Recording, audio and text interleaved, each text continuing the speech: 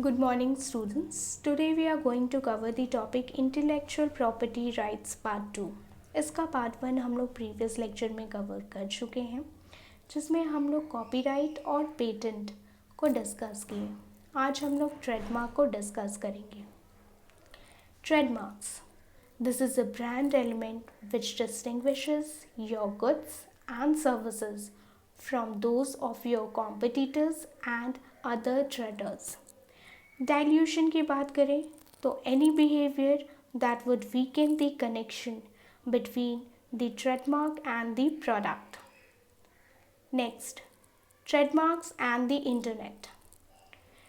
Internet के growth के साथ ही फर्म्स को अपने ब्रांड को एक्सटेंड करने का मौका मिल गया.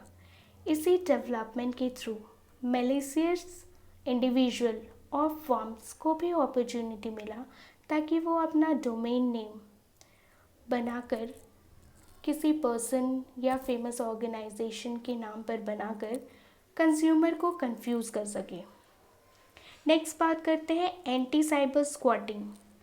मैलिशियस इंडिविजुअल और फर्म्स से बचने के लिए anti cyber squatting consumer protection act लाया गया, जिसमें किसी फेमस पर्सन या उसके ऑर्गेनाइजेशन के नाम पर लोगों को प्रॉफिट या उनके फेथ का मिसयूज़ करने से रोकने के लिए सिविल लाइबिलिटीज़ क्रिएट किए गए.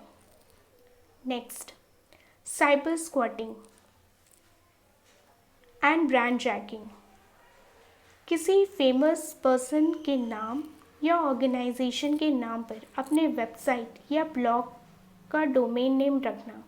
कई लोग तो डोमेन नेम रजिस्टर्स कराकर वेबसाइट पर डिस्प्ले कर देते हैं अंडर कंस्ट्रक्शन, और किसी दूसरे वेबसाइट पर जाकर डोमेन नेम बेचने के लिए एडवर्टीजमेंट भी कर देते हैं. इसका एक एग्जांपल बता रहे हैं. इंडिया में एक इंजीनियरिंग स्टूडेंट था जो कि काफ़ी डोमेन नेम परचेज करता था वेबसाइट के लिए. फॉरेन के किसी फेमस पर्सन कि जब बेबी हुई तो वो उसके नाम पर डोमेन खरीद लिया वो स्टूडेंट. बाद में कुछ दिन बाद उस स्टूडेंट को मेल आया कि वो लोग उसका डोमेन नेम खरीदना चाहते हैं. तो उस स्टूडेंट ने $700 में डील किया और अपना जो भी वो डोमेन परचेज़ किया था वो उसको बेच दिया. तो इस तरह से काफ़ी लोग करते हैं, काफ़ी प्रॉफिट अर्न भी किया जाता है इसके थ्रू.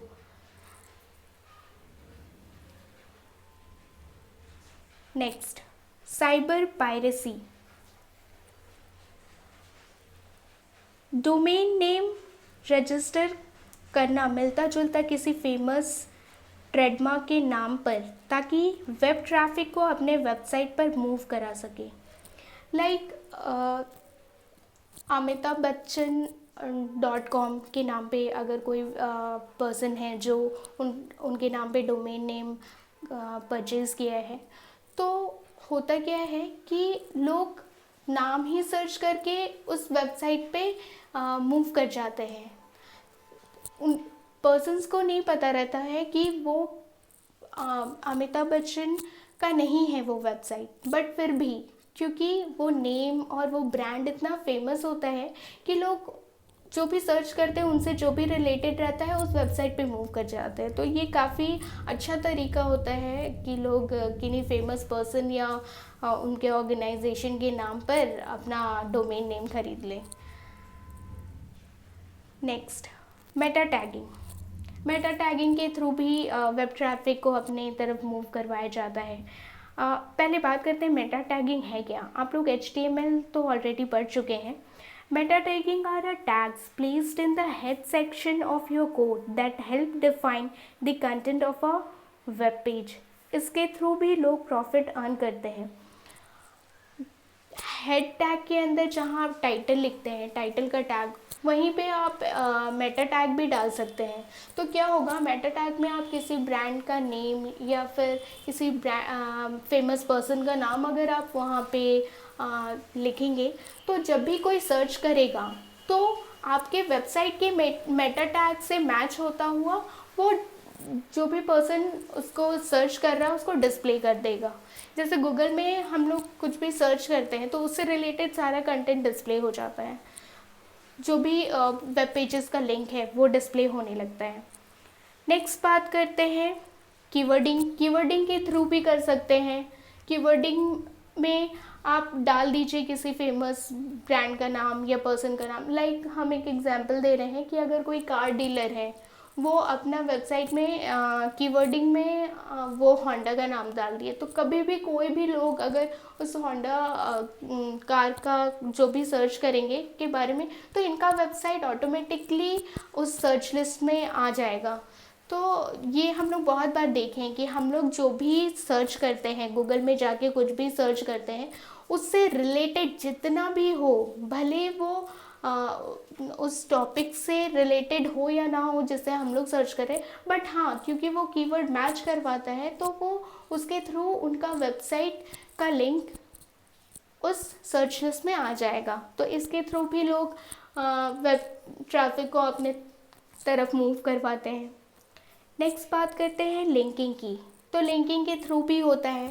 जैसे हम लोग बहुत सारे एग्जाम्पल देखे हैं कि हम लोग कोई वेब पेज ओपन किए हैं और उसमें नीचे में दिख रहा है कुछ प्रॉम्प्ट करता हुआ कि हाँ सम कुछ भी विनिंग प्राइज, और जो भी आप उस पर क्लिक करेंगे फट से आप उस वेबसाइट पे मूव कर जाएंगे। तो ये भी बहुत अच्छा तरीका होता है कि किन्हीं और के वेबसाइट पे एक जस्ट छोटा सा लिंक एज एडवर्टीजमेंट और ये करवा देने पे वो उनके जो भी यूज़र उस पेज को सर्व कर रहे हैं वो मूव कर जाएंगे उस साइट पे। नेक्स्ट बात करेंगे फ्रेमिंग का। फ्रेमिंग भी हम लोग देखे हैं। उस वेब पेज में एक फ्रेम सेक्शन में किसी और के वेबसाइट के बारे में कुछ डिस्क्रिप्शन या फिर कुछ एडवर्टीजमेंट शॉर्ट ऑफ रहता है, उस पर आप क्लिक करेंगे तो आप चले जाएंगे। या फिर आप देखे होंगे कि बहुत सारे वेबसाइट में थोड़ा बड़ा सेक्शन करके कहीं रहता है और उसमें किसी वेबसाइट्स के बारे में रहता है कि हाँ for this purpose if you want to visit. तो ये सारे के थ्रू भी लोग वेब ट्रैफिक को अपने तरफ मूव करते हैं। तो क्योंकि ब्रांड नेम, फेमस पर्सन, ये लोगों का बहुत ट्रेंड रहता है, तो इस वजह से काफ़ी ऑर्गेनाइजेशंस उनके नाम पर डोमेन परचेज करके प्रॉफिट करना शुरू कर देती हैं। नेक्स्ट बात करते हैं challenge balancing the protection of property with other values. Intellectual property laws होता है जिसमें जो भी इन्वेंट किए हैं पर्सन, वो क्योंकि वो इन्वेंट किए हैं तो उन्हीं को वो प्रॉफिट्स मिलने चाहिए। तो इन सब के लिए भी लॉज है। और क्योंकि ऑनलाइन इतना वाइड रेंज में डिस्ट्रीब्यूट होता है कोई भी कंटेंट कि हैकर्स भी वेट करते हैं, एक्टिव रहते हैं कि हाँ कब उनको कहीं से कुछ मिले और वो उसको चोरी करके यूज़ कर सके। तो ये भी बहुत बड़ा इशू है। तो इन सब के लिए भी लॉ है जिसके थ्रू जो भी पर्सन जो इन्वेंट किए हैं वो अपने कंटेंट और अपने इन्वेंशन को प्रोटेक्ट कर सके। Thank you.